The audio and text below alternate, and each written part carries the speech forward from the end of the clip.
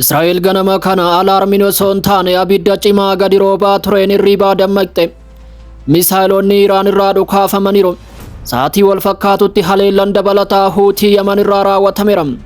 Sirnoonni ittisa qilleensaa balaa dhufu addaan kutuuf yeroo ariifatan giddugala Israa'el guututti dhoo'insi dhagahameera. Magaalota giddugaleessaa hedduu keessatti misaa'eloonni naannoo uummanni itti baay'atan rukutuun dhagahameera. Gabaasni Al Arabiyaa akka jedhutti namoonni 20 ol kan miidhaman yoo ta'u, lammiileen nagaa caccabaa manaa fi daandii gubbaatti hafaniiru. Dhoo'insi dhagahamuu fi namoonni gaaddisa argachuuf yeroo fiigan rifaatuu guddaan uumameera. Kibbarraa Huutiin misaa'ela gara Israa'elitti dhukaaseera. Waraanni Israa'el furguufamuu kana kan mirkaneesse yoo ta'u, sirni ittisaa balaa kana addaan kutuuf socho'aa jiraachuu ibseera. Yeroo muraasaaf namoonni guutuu biyyattii keessa jiran hundi ajajni haga kennamutti naannoo eegumsa qabu keessa akka turaniif beeksisni ba'eera. Ergaan kunis hammaachuu balaa guddaa kan agarsiisudha. Israa'el yeroo tokkotti kallattii hedduurraa haleellaan muudachaa jira. Koreen eegdota warraaqsaa Iraan kallattii hedduun dambalii hedduu gadi lakkiseera. Humnoonni michuu Huutii fi Hizboollaan kaabaa fi kibbarraa Israa'el hirriba dhorkaniiru. Kana malees humnoonni Iraan haleellaa haaraa bakkeewwan tarsiimoo Israa'el waliin hidhata qaban irratti xiyyeeffate jalqabuu beeksisaniiru.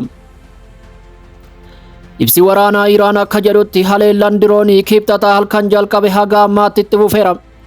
Wiirtuuwwan indaastirii fi qunnamtii teeleekoominikeeshinii irratti kan xiyyeeffate ta'us mirkaneesseera. Haleellaan kun bakkeewwan naannoo buufata xiyyaara Beengoriyoonii fi magaalaa Haayifaa dhaabbilee teekinooloojii fi neetworkii ittisaa Israa'eliif murteessoo ta'an barbadeessuu ibsa kanaan himaniiru. Akka Iraan jettutti haleellaan kun sirnoota sammuu namtolchee yookiin artifishaal intelejensiin kan sadarkaa olaanaa qaban hojiin ala taasiseera.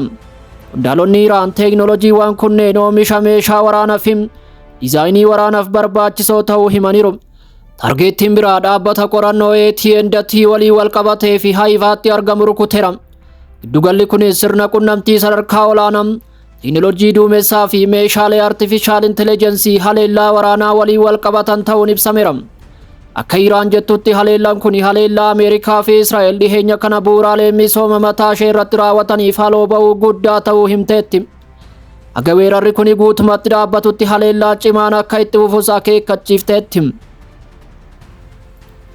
Gama biraan Koreen eegdota warraaqsa Islaamaa Iraan doorsisa diroonii fi misaa'ela kutaalee biyyattii adda addaa keessatti rukutee kuffisuu beeksise. Diroonii Luqaas 2 kibba Baandar Abbaas irratti barbadeessuun diroonii biraa naannoo odola Qaashim galoo galaana Pershiyaatti kuffiseera. Kanuma waliin misaa'iloonni kruuzii AGM 158 jaasmi jedhamuun beekamanis rukutamaniiru. Iraan diroonii Ameerikaa MQ-9 jedhamuun beekamus kuffisuu himteetti.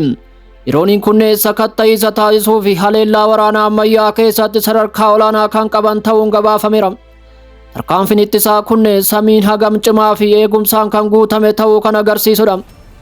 Koreen eegdota warraaqsaa Iraan haleellaa cimaa dhufe gidduutti Ameerikaa fi dhaabbilee gurguddoo Ameerikaaf akeekkachiisa kallattii cimaa ta'e kenneera. Dhaabbilee gurguddoon teekinooloojii fi ittisa addunyaa hedduun taargeettii seera qabeessa jechuun labse. Isaanis hojii waraana karaa teekinooloojii basaasa fi odeeffannoo namtolcheen deeggaraa jiru jechuun himateera.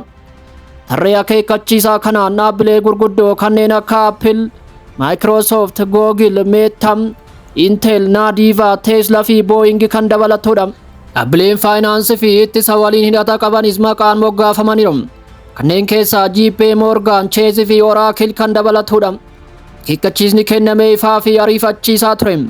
Hojjettoonni bakka hojii irraa akka fagaatanitti himameera. Namoonni nagaa naannoo dhaabbilee kanneen jiraatan hatattamaan akka ba'an gorfamaniiru. Yeroon xumuraas kaa'ameera.